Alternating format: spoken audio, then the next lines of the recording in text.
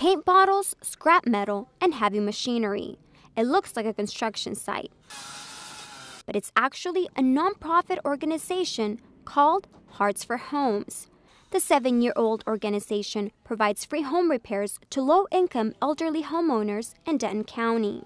In the light of today's economy, you can imagine that by the time they pay for food, utilities, and medicine, there's really not any money left to make home repairs.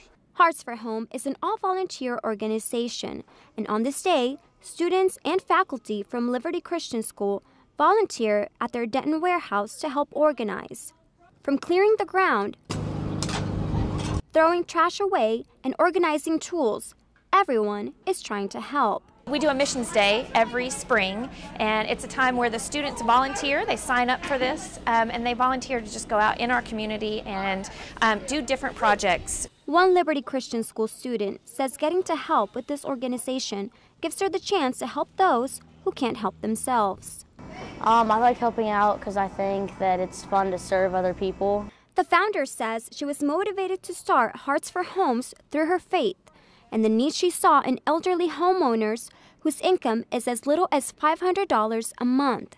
She says the many volunteers have helped the organization aid an average of 25 families a year.